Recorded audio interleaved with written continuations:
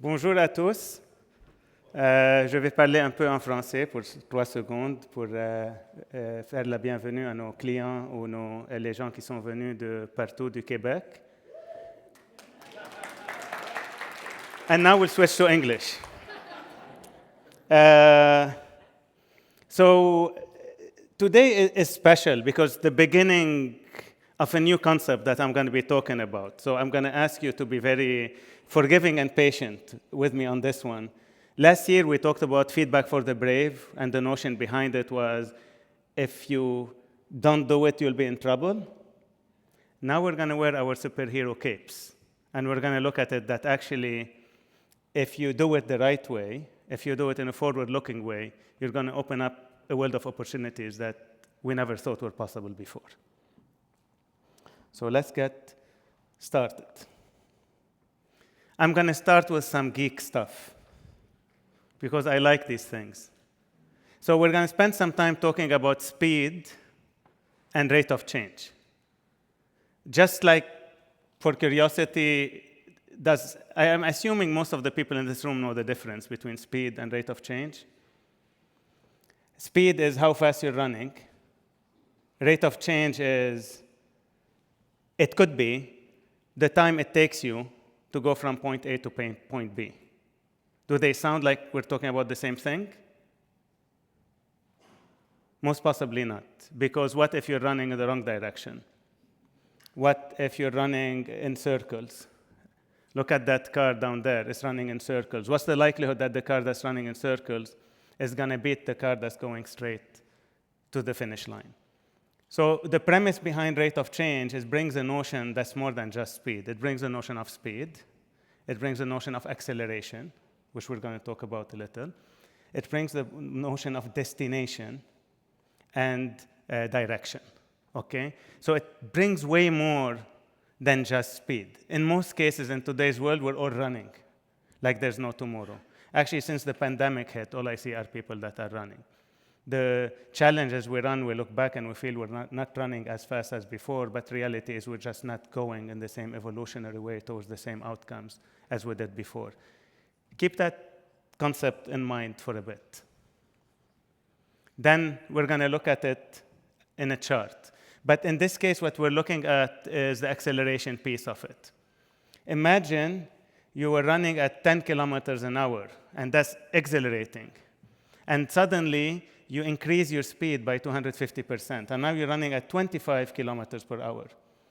We've done our job. So if I'm a HR leader in an organization, an L&D leader, academic leader, administrator, etc., saying, hey, we used to run at 10 kilometers an hour, and now we're running at 25 kilometers an hour, there's nothing to worry about. There's a lot to worry about if we realize that the world around us is running at 200 kilometers an hour. And it was running at 100. So though the world may have just doubled its speed, the gap between where we're going to be in 10 years and where the world's going to be, or our competitors or the alternatives are going to be, is massive. Let's remember that notion as well. And this is where I'm going to bring to notion the idea of, are we reacting or are we leading? So now we're coming to a little bit the notion of measurement. In most cases, if you're using a map, I don't know how many of you were there before the GPS days.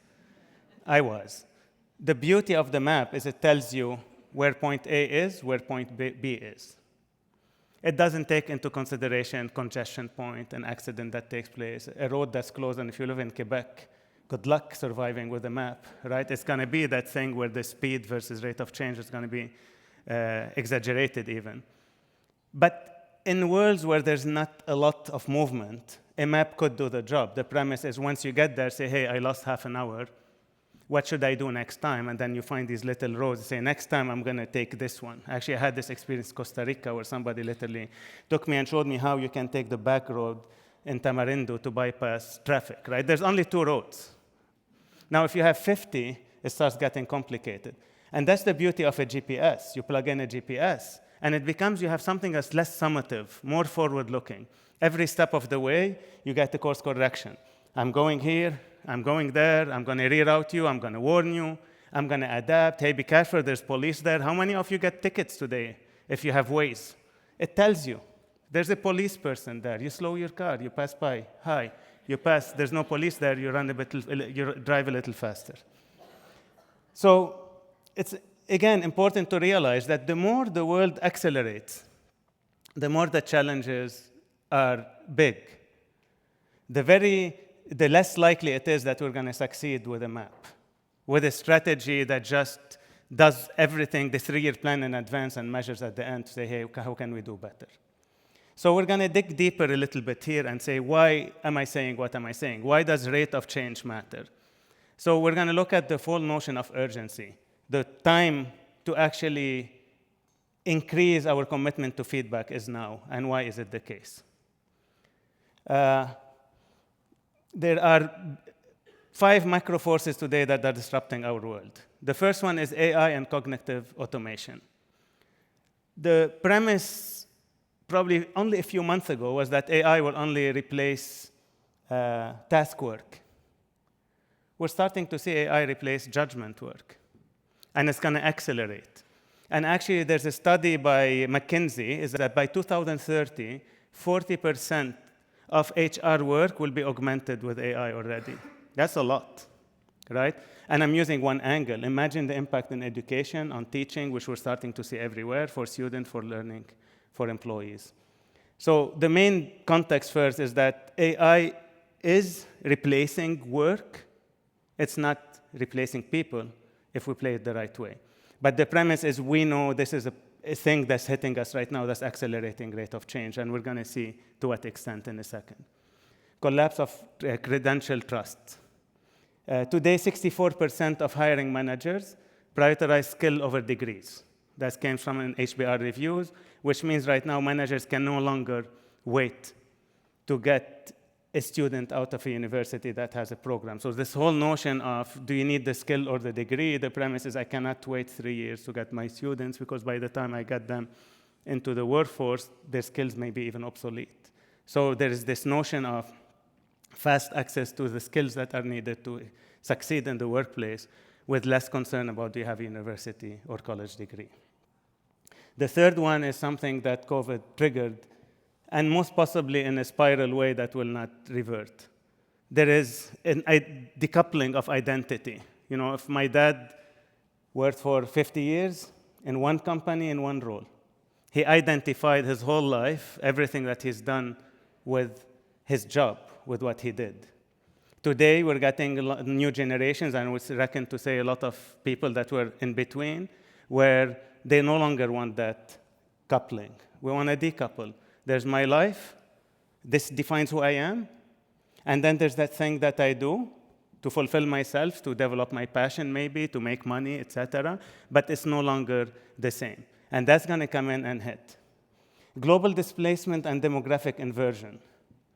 So originally, when I was looking at the forces, it was ironic, because if you look at the North or the developed world, the main issue is aging of population.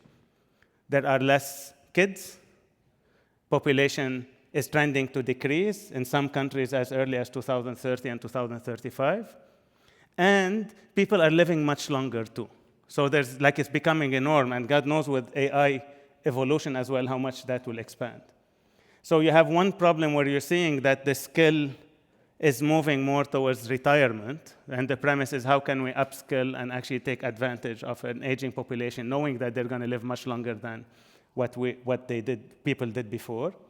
And on the other side, when you look at the underdeveloped world, it's the opposite. It's actually booming. There's a lot of people that are being added to the world population, and they're all at the right ages to work and to contribute to economy.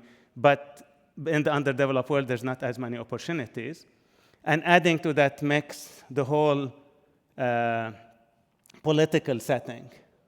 It's adding complexity for universities to access international students, for companies to be able to tap into international workers, etc. So we see that dynamic that's causing a lot of challenge as well. And finally, something around the climate crisis. And there are education systems that are not prepared for that discussion. They're not prepared for what do we teach, how do we educate, how do we contribute to solving that thing.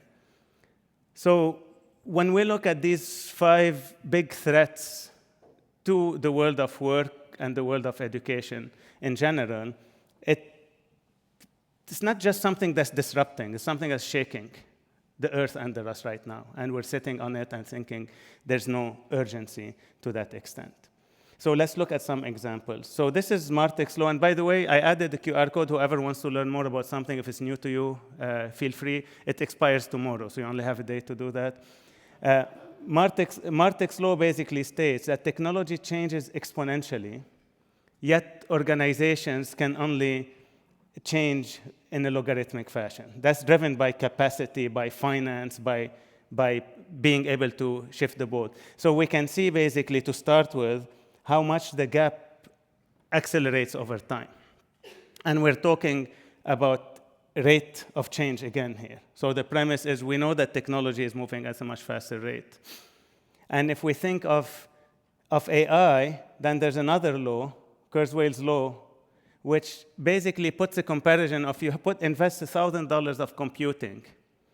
What do you get as an output? And if you look at it, basically in 2001, you could get the equivalent of an insect brain. In 2010, a mouse brain. In 2023, a human brain. In 2050, all human brain. So the premise, again, is showing that there's a lot of movement, a lot of velocity happening around us at rates that we most possibly, as organizations, as higher education institutions, cannot keep up with. So now when we think about it, we say we have 10 years, look at 10 years ago where we could just stop and measure. Let's wait till the semester ends, or let's wait till the yearly engagement survey, measure, see what doesn't work, do a 3-year plan, and fix it as you go. Imagine with the speed of what's happening around you if this is even going to fly. So what does it create? So now I'm going to bring the notion of fragility loop. I don't know about you, but in general, all these changes, if I was a student about to graduate, if an employee that's feeling threatened by what's happening around me, or I have uncertainty, in general, there's an anxiety in both cases that's triggering what we refer to as the fragility loop. When you're feeling very anxious, the first thing you're going to experience after it is disengagement. Because I'm worried about so many things, I freeze, so now I freeze, my output is not great, I get disengaged. In general, you're going to get decreased performance from it, because if you're not engaged, you're not going to be fully invested in learning, in developing, in improving, in contributing. When performance drops, it affects customer experience on one side, or it makes students want to leave the institutions on the higher education side. In both cases, what you get is diminished relevance and viability, which feeds further anxiety.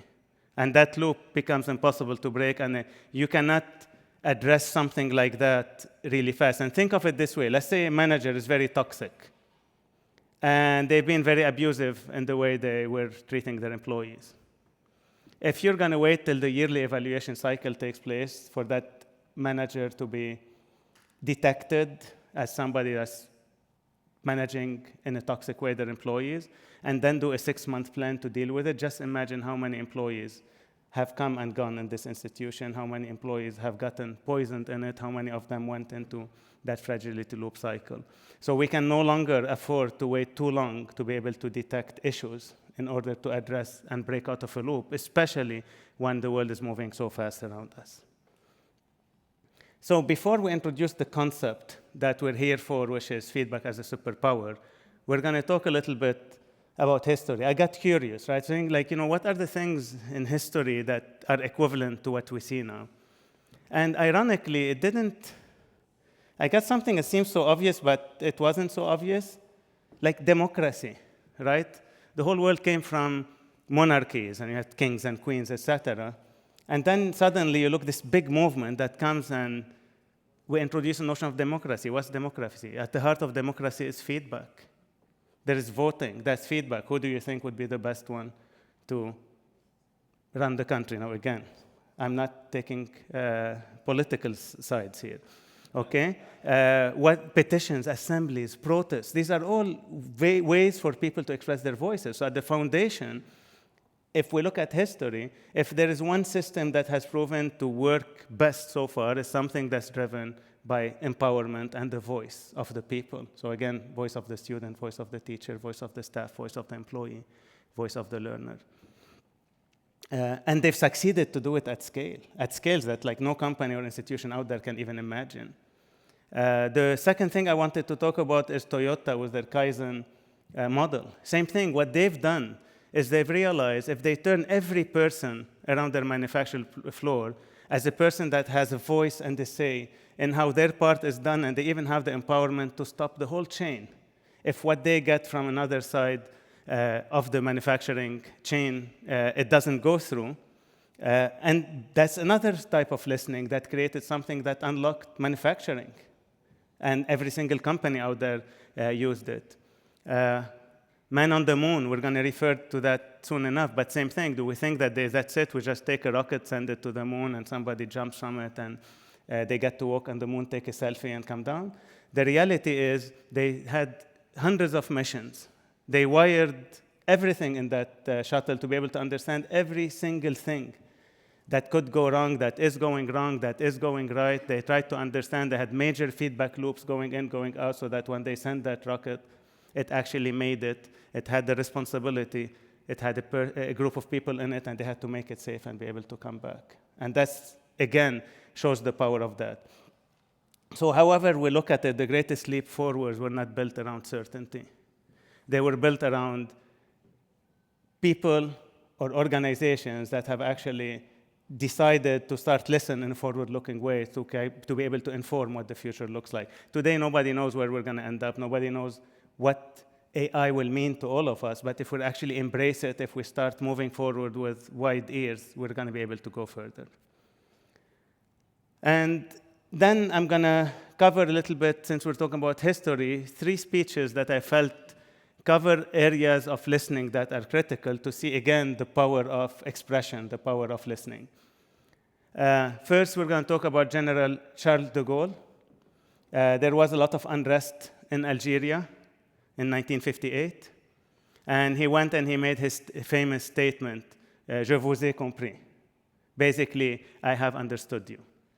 And this was a master class in the notion of feedback to insight. You've spoken, I understood you.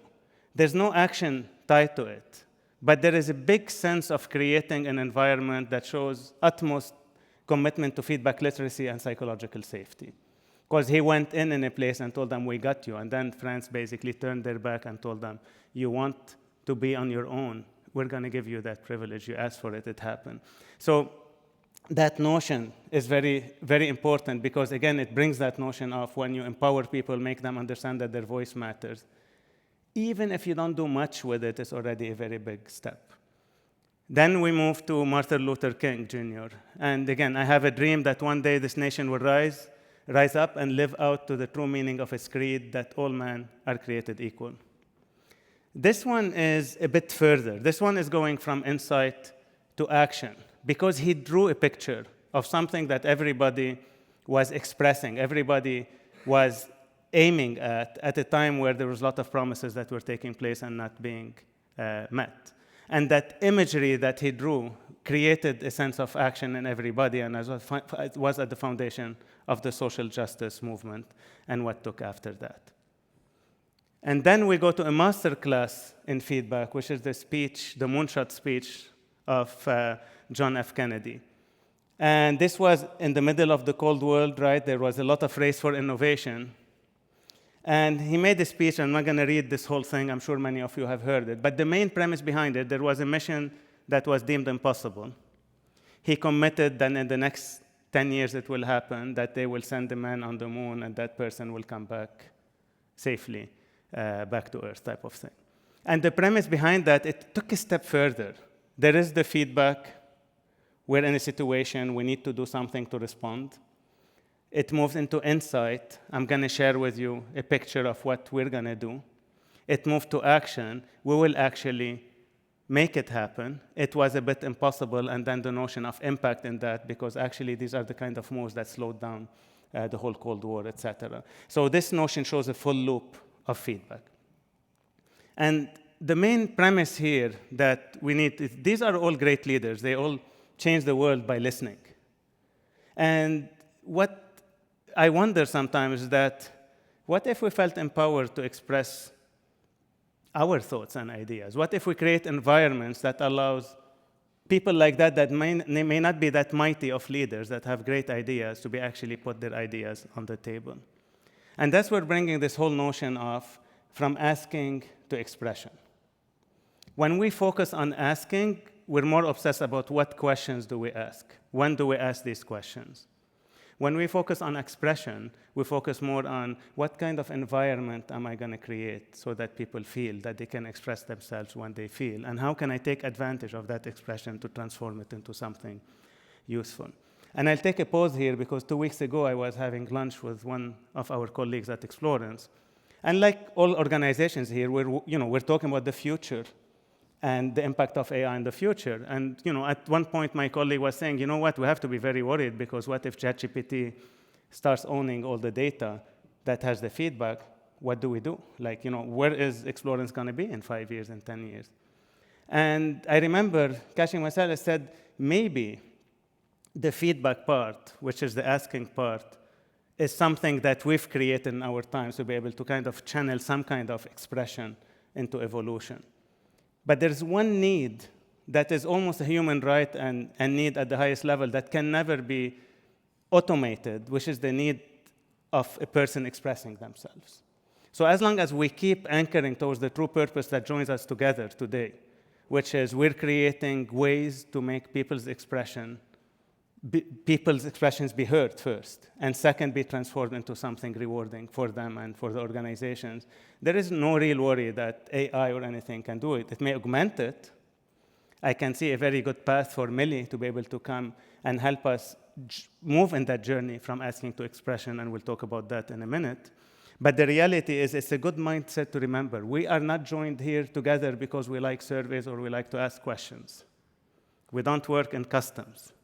We are here and joined together because we are people, hopefully superheroes, that are running around to evangelize the fact that we need people to feel safe expressing what makes them unique, their ideas, so that we can move this to a better place.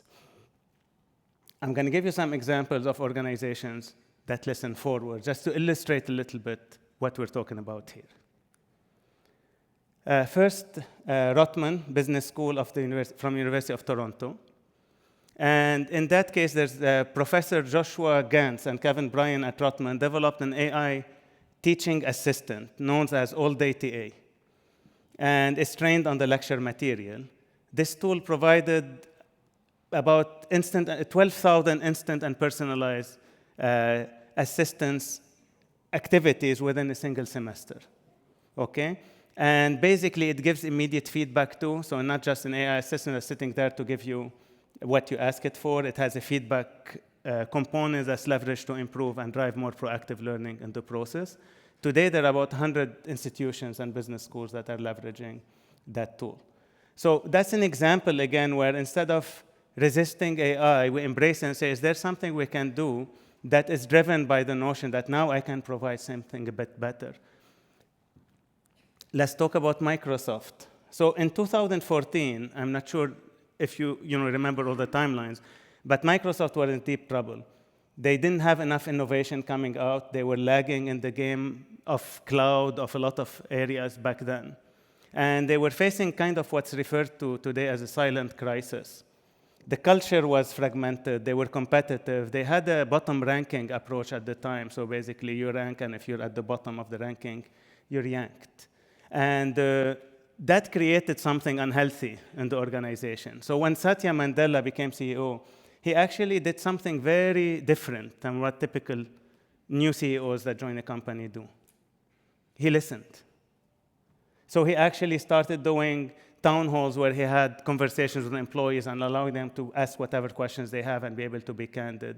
They introduced this daily pulse capability to get feedback from employees as they go.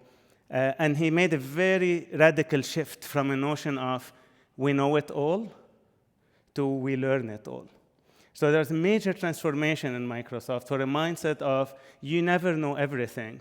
You're always going to learn the next thing. And that creates a foundation for innovation. You feel safe, your ideas are expressed, and you never know it all.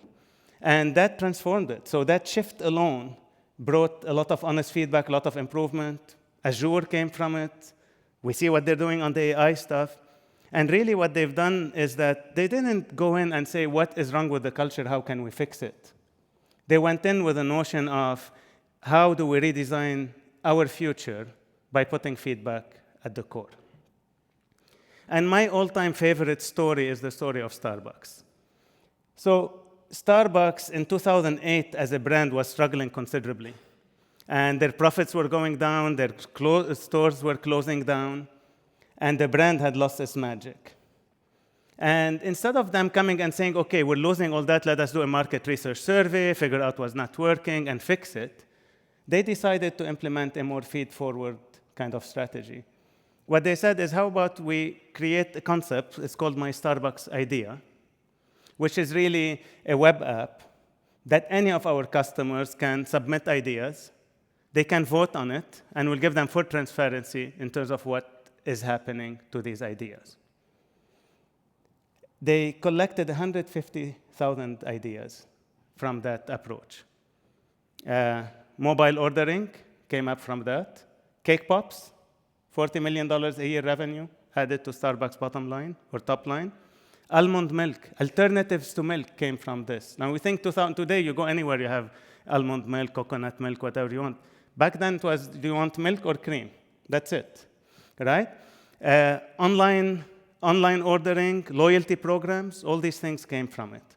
And that's an example where Starbucks redefined itself from being a coffee company to becoming a customer experience company. And all that by a strategy of not saying, let me figure out what did we do the last 10 years to arrive here, and rather say, how do we want to reinvent the next 10 years?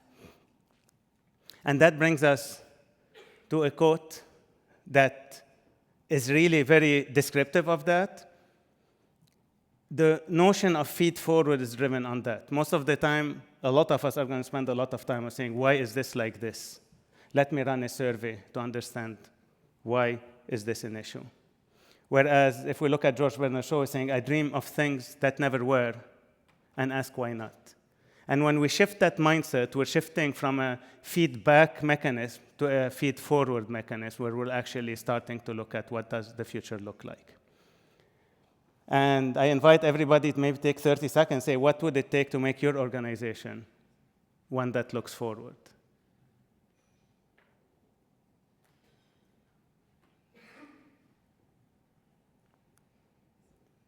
We can help. From impact to insight. Sorry, from insight to impact. So last time, so I guess we can't really help. Last time, we talked about a framework that was built around the notion of ask, listen, and act. In a world where rate of change is very high, it's not enough. Why is it not enough? Because if you're listening in the wrong direction, asking in the wrong direction, or acting in the wrong direction, very likely you're going to end up in the wrong place. So we're going to look at that mechanism a little bit different here. There's no more ask. There is feedback. Feedback can be tapped into. It can be available in public websites. It can be available in discussion forums, in emails, and communication and conversation, but also via surveys. Obviously, that leads to insight. Insight has to lead to action. But if all that doesn't lead to impact, then there's no real value, okay?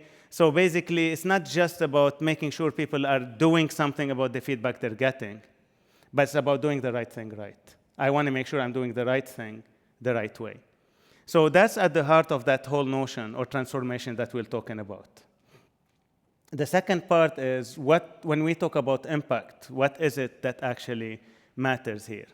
And I think it comes down very simple. So what you see here, basically, you have a compass, am I going in the right direction? You have a gauge, am I going to burn the car along the way? This is like low oil.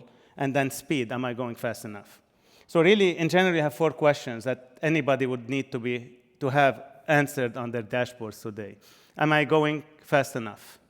It's a scary world. It's going at a really fast rate. Am I keeping up with the rate of change? Because no matter how fast you are going, if people or the world is moving much faster than you, you're still in trouble. Am I going in the right direction? Now, especially when it's fuzzy like that, it's very hard to know if you're going the right direction or not. That's why you need to measure continuously. You need to listen continuously. And finally, will I get there with everyone else safe to destination? I remember I used to have a great VP at Explorance. They always got everything done. And when we ran some kind of test and my coach talked to me and I said, well, look, the execution is amazing. He said, yeah, you have two types of general that win wars. The ones that win wars and all the soldiers are with them, and the ones that win wars and all the soldiers die. Your general is number 2, right? So it's really important to not forget that final one that we're talking about, is will you get everyone there safely with you as well? So now as academic leaders, as HR leaders, as L&D leaders, it's okay to come and say the answer to question 1 was 2, or I have this, or I have that, but I think what's more important to come in and have a measure against the external world. Am I going fast enough? Am I keeping up with the rate of change? Really important to figure out what's happening around us. Am I going in the right direction? Am I going to get everyone there with me safe? If you want, this was inspired by a psychological safety study made by McKinsey and Company. We put the QR code there. It's a great article to read, so I'll wait 5 seconds if anybody wants to tap into this. And now we're going to talk about what happens when you go in with that direction, which means you're measuring by impact. So I'm actually starting by the notion of what I'm going to achieve. You have a continuous measurement strategy in place. So you're actually listening on a continuous basis, not necessarily asking. And the premise is, how do you break that fragility loop that we talked about? The premise is really to think like a Formula 1 car here. You know, we're all here before Grand Prix weekend. Think about it this way. So at every step of the way, if you detect anything via the employee voice or student voice, I just use one example. We don't put too many slides here. The premise is if you have a loop that does deep listening, provide continuous insights, fast action, you're going to be able to course correct and break out of that fragility loop. So it's really important to shift from a mindset of looking back towards why did something happen to a strategy where we're saying we're going to embed in our ways of listening capability to ensure that we're tapping into anything already being expressed. So not just feedback, how are you, I'm good, but actually listen to the expression of people. And second, making sure that you're able to transform it and be able to take it to the right direction to minimize the anxiety, then increase your engagement, then increase the performance, increase customer experience, and then be able to have a positive loop that's going. And really, the whole notion is to shift from that notion of fragility to foresight. And just an example of a dashboard that could make sense is, where are my engagement levels at? What's my turnover like? How's our culture going? Innovation. So that's just an example. Just to think at a higher level. Let's not start with the question. Let's start with the result that matters. And then go back to, do we have the data? If we don't have the data, do we need to ask the question? And how do we ask it? Which brings us to another notion. We talked about fragility. So the premise between anything around anxiety that's not addressed, anything that doesn't feel psychologically safe to express ourselves, any place where we don't feel heard, you're going to hit fragility. If you're fragile, chances are, if we're doing this conference in 5 years here, fragile organizations won't be here, won't exist. If we go toward resilience, a lot of us bragged about it during the COVID years, early COVID years. We were so happy, hey, we survived COVID. The problem with resilience is that suddenly you're going at 25 kilometers per hour, you move to 5. And you're happy that you didn't stop.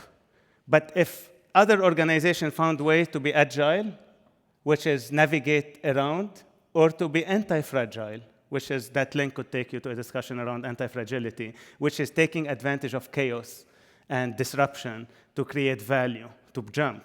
All those organizations that will focus on agility or anti-fragility will be similar to that curve that you've seen, where they're running at an acceleration way beyond what organizations that were proud of resilience.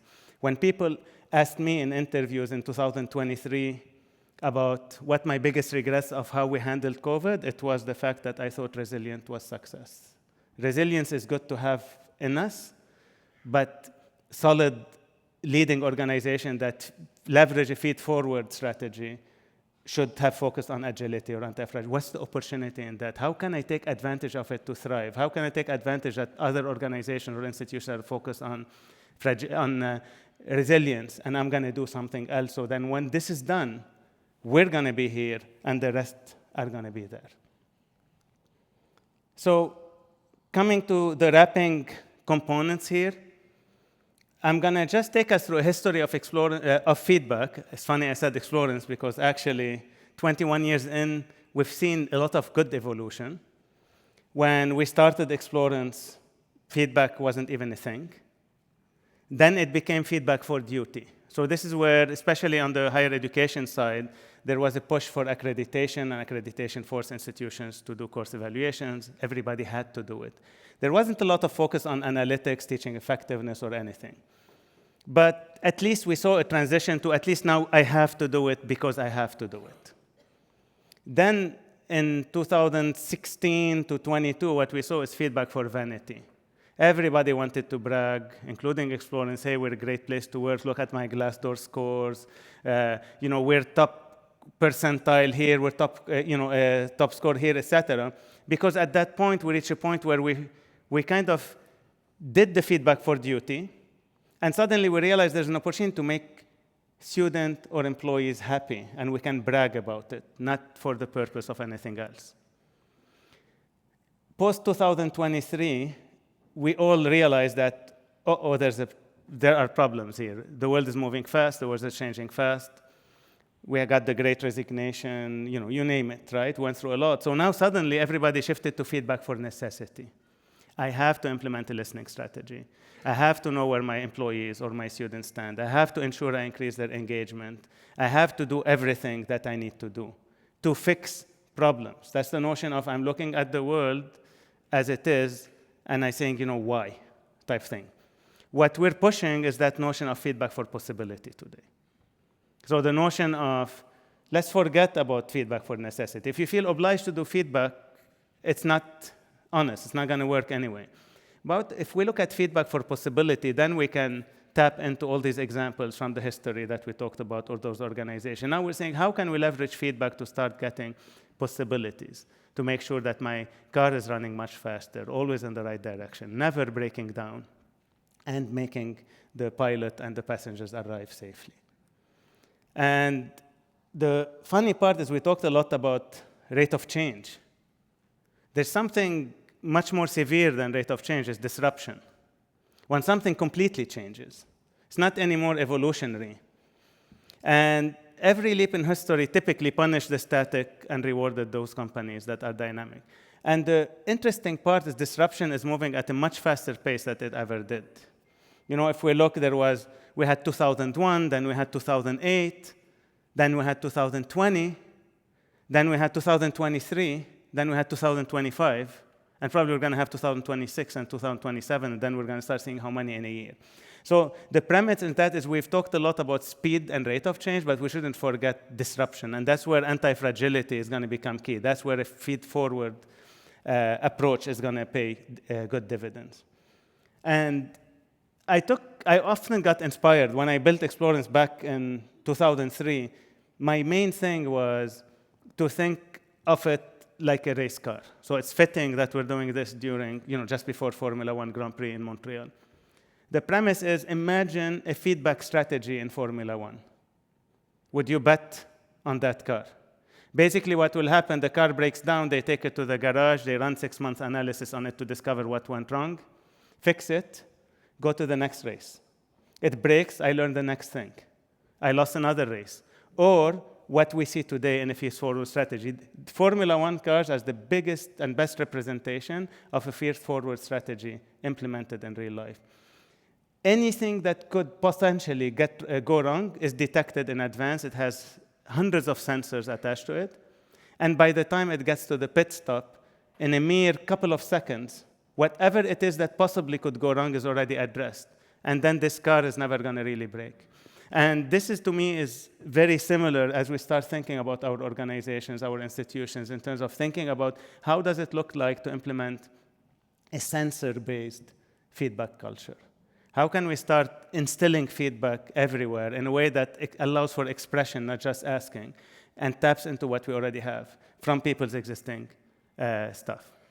And the commitment that Explorance puts here, and not because it's easy, but the premise is we know it's essential in these days. We strongly believe that if we don't move to a notion where we're truly using feed forward and unlocking that superpower that comes with feedback, we're going to have a problem. And the statement is like, by 2030, every student, every learning, every employee should not only be heard, they should be helped, challenged, and empowered. And the premise behind it is that we can only do that by building a foundational infrastructure for listening. And it's based on an architecture of trust. This is how many sensors you have in a Formula One car. It gives you an idea about the investment it takes to do it, but once you do it, it's done. And the premise really is think of it as a listening infrastructure as an operating system. With that, I'm going to leave us with a little story. So I don't know how many of you know Leonard Cohen. I don't know if you've heard Hallelujah. So Hallelujah was released in 1984. He had spent 5 years working on it. He had to dump 80 verses before the final thing, till he got it perfect. He gave it to the studios rejected his song. He found a low-end studio, he gave it to them, in 1987, 3 years later, and they published it. Nobody cared about that song. Then he started tweaking it over the next 4 years. In 1991, John Cale heard it in some kind of pub. He was singing it and said, hey, do you mind if I can do this song? He said, great. Gave him all the failed verses, everything. Then John Cale went ahead, made the song. It never really saw the day of light. But that album that John Cale did ended up with a lady that liked his music and took it with her. And there was, her house sitter was called Jeff Buckley. And Jeff Buckley liked the song, and he kept hearing it. Not the Leonard Cohen version, but the John Cale version. And what he did, he ended up going and starting to sing it, etc. And one day at the pub, he's singing it. A major label found him, detected him, and signed him. Yet it didn't make it. That was already 1994. 3 years later, he dies in a stupid accident. And this is when this song became popular. It got covered since by 300 other artists. And the premise behind that is that this is the power of expression. This is not somebody went and asked Leonard Cohen, I have a question for you, how do you answer it? He actually suffered to share his expression. And the ripple effect of it today that became a hymn is something that appeases people. Everybody knows, everybody associates with it, and connects them one way or the other with something. So the reason I talk about that is we remember this is expression. It takes ripple effect. We've been doing this for 21 years, and I'm sure many of you have done it for more or less. But what joins us together is that superpower. We're here to help organizations and institutions listen better. We're here to encourage, build safe spaces where people can express themselves. And we're here together hoping that it's not of our times, maybe some Jeff Buckley somewhere picks up what we've done and transforms it into something magical, which hopefully would have justified why we're all here today. So thank you, everyone. Let's enjoy this conference, and I look forward to meeting you all.